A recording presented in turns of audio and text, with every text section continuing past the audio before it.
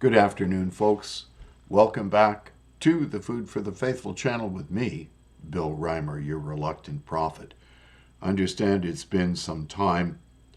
There's a reason for that. Sometimes things just get overwhelming, and it becomes extremely frustrating for me to be able to clearly predict what's coming down the pipeline. Not because I'm some sort of wizard or actually possessed with a spirit of prophecy. It's simply based on past events predicting future behaviors, predicting future behaviors, and understanding where cultural Marxist critical theory is taking this society, the whole of the Western world, toward cultural revolution, which is what it is. Of all tyrannies, a tyranny sincerely exercised for the good of its victims may be the most oppressive. It would be better to live under robber barons than under omnipotent moral busybodies. The robber baron's cruelty may sometimes sleep.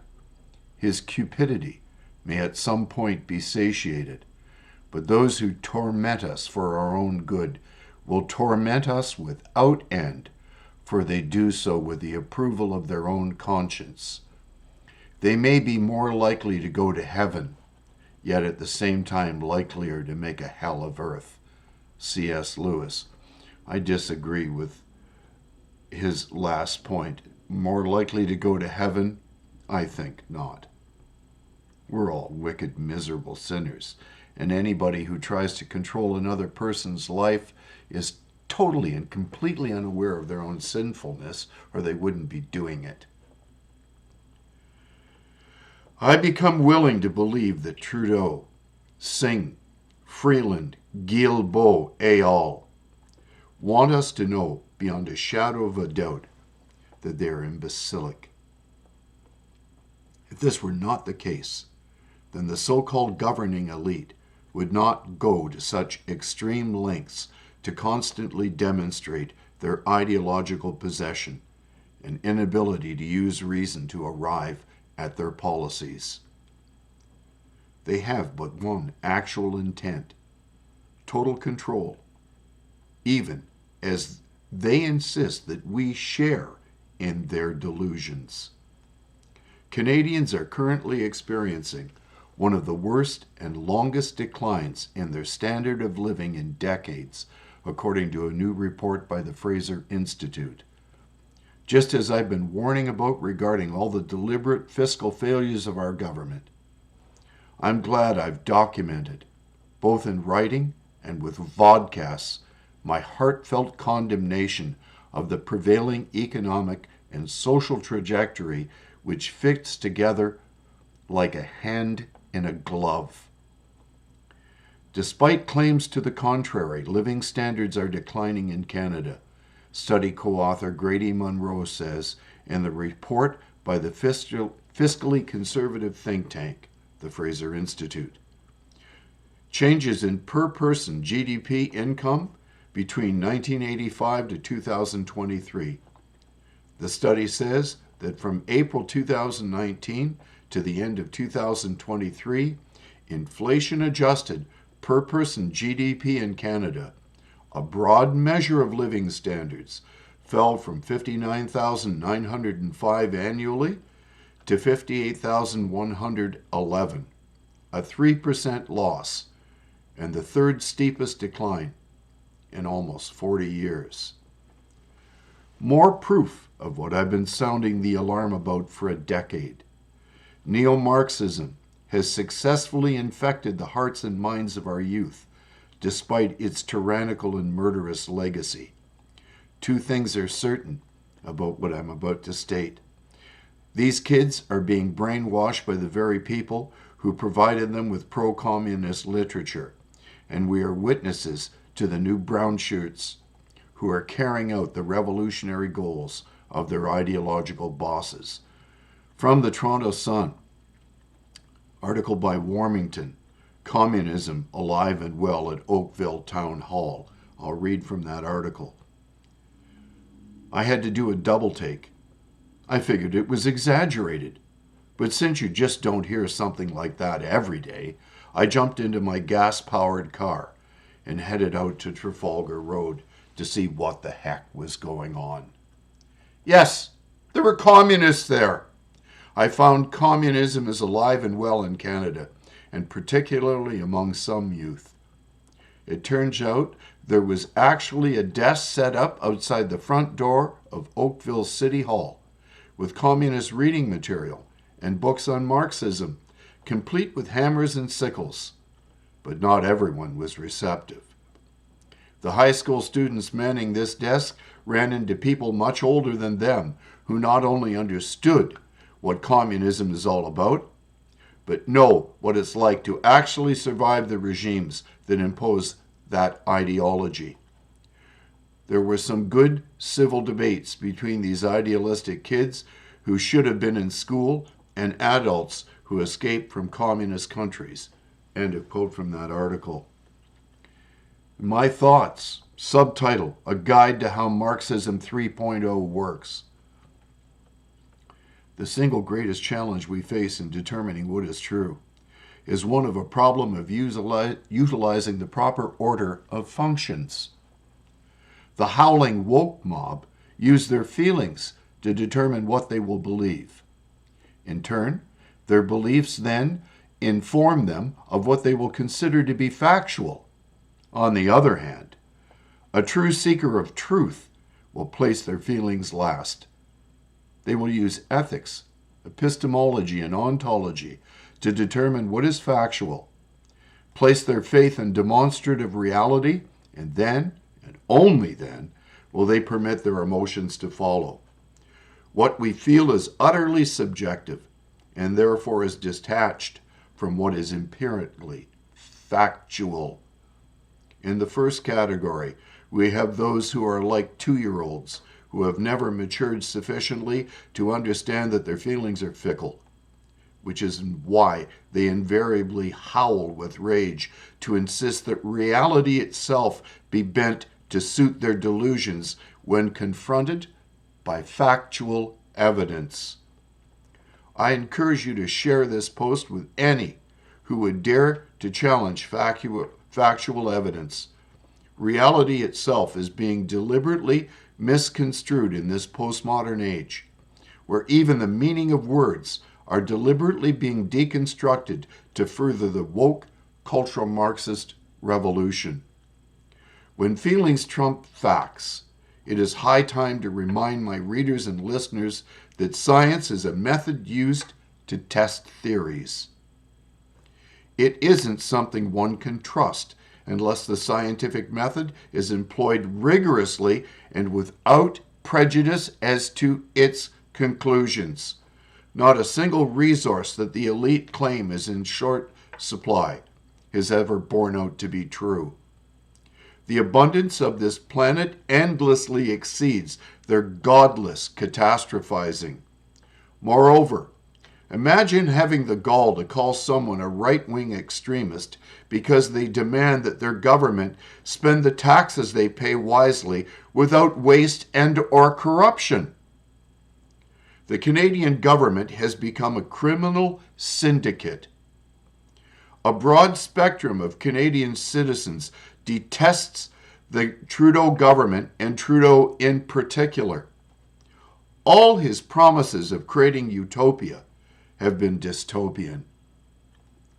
Anti-free markets and centralized economies are liberal and authoritarian to the core. In fact, his radical neo-Marxist policies were deliberate attempts to crash the economy, leaving the most marginalized with no earthly hope of improving their lot in life. Socialism is the delusion that you can keep slicing the same pie into ever thinner portions rather than going to the trouble of baking more pies so that anyone willing to put in the effort may have as much pie as they can possibly eat. As a result, we make the pies the elite consume without them so much as lifting a finger to add value to the process of pie making. The claim that they can redistribute the pies they stole from us to others who need it more than we do invariably ends up feeding the mouths of the socialist elite, not the dispossessed and marginalized who became that way due to socialist policies. Socialism is therefore a Ponzi scheme, benefiting the elite while granting them total control over our lives. COVIDian catastrophizing became the excuse for the most massively coordinated campaign of misinformation in the history of the world. Full stop.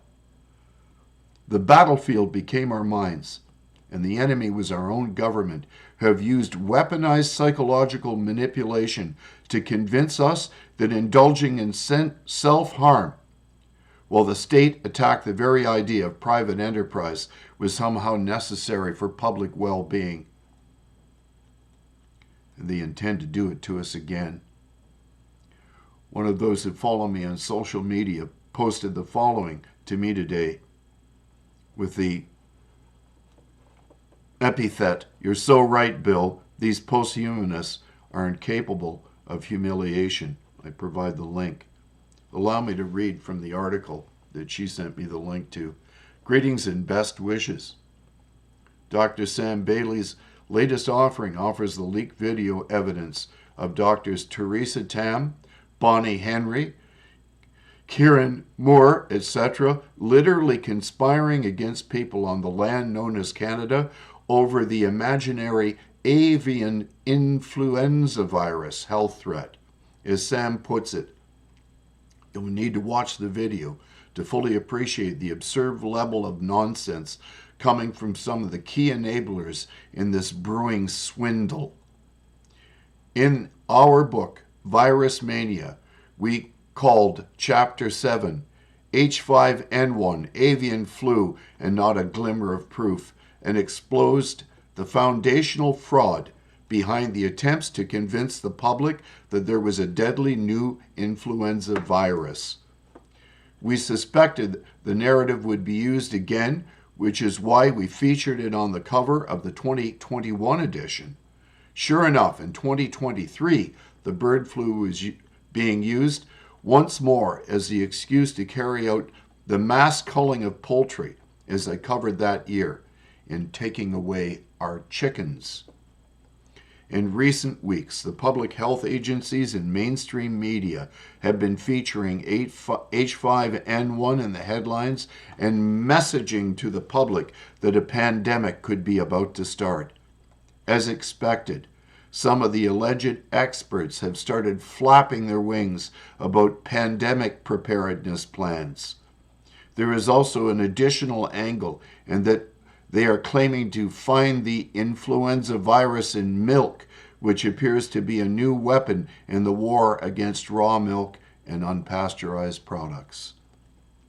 By a stroke of luck, or more precisely, through bureaucratic bungling, private researcher and biostatistician Christine Mazie received a surprise invitation to an online H5N1 roundtable meeting headed by Teresa Tam, the Chief Public Health Officer of Canada, who works obviously for the CCP. This enabled us to secure exclusive footage of how they are rolling out the surveillance program and the virological pseudoscience that underpins the entire fraud. You will need to watch the video to fully appreciate the absurd level of nonsense coming from some of the key enablers in the brewing swindle. The Great Taking, David Rogers Webb, 2023, in our book Virus Mania, we called Chapter 7, H5N1, Avian Flu, and Not a Glimmer of Proof, and expose the foundational fraud. So, all the links from that woman's research are provided below that chapter, or that portion of my podcast and blog. The basis of insincerity is the idealized image we hold of ourselves and wish to impose on others. This is a quote back from July 1932 in the diary of Anas Nin. To lie, of course, is to engender insanity. August 1932, from Henry and June, also by Anais Nin. When others asked the truth of me, I was convinced it was not the truth they wanted, but an illusion they could bear to live with. November 33, also, all from Anais Nin. Now, after these quotes, I want to remind you that there is no reason that I, of all people, should know more about the inconsistencies in the officially sanctioned narrative than any thinking, curious person. Yet, they said it would stop the deaths. It didn't stop deaths. Yet, they said it would stop illness. It didn't stop illness. They also said it would stop infections. It didn't stop infections. They then assured us that it was safe. It wasn't safe. You ridiculed conspiracy theorists for 4+ years, me among them. But as more conspiracy theories came true, there's a point you need to accept how stupid you appear for accepting demonstrative lies. Stop pretending you're enlightened and start listening to those who dared to peer behind the wizard's curtain to see what manner of manipulators have fabricated the deceptions. Anyone who still believes that the government, Dr. Fauci, Dr. Tam, the WHO, the pharmacy industry, and the legacy media have told us is either willfully ignorant, a complete imbecile, or is a member of a demonic cult. From Jeremiah, the book of Jeremiah, chapter 17, verse 5. Thus says the Lord, cursed is the man who trusts in man and makes flesh his strength, whose heart departs from the Lord. From Psalm 118, verse 8. It is better to trust in the Lord than to put confidence in man. Psalm 146, verse 3. Do not put your trust in princes, nor in a son of man, in whom there is no help. You will either serve God or you will serve man. You will either put your faith in God and the eternal, or you will begin to put your faith in yourself and in the socialist collective. I can't count how many times I've said the same thing. The truth is out there for everyone to know. Why do you choose to be ignorant of it? There's a question. Share this video with your family and friends, those who cling to their woke ideology and who still believe that Trudeau is sincere in caring for the disaffected and the marginalized. God bless you. These are things to think and pray about on this May the 23rd afternoon. Have a lovely day.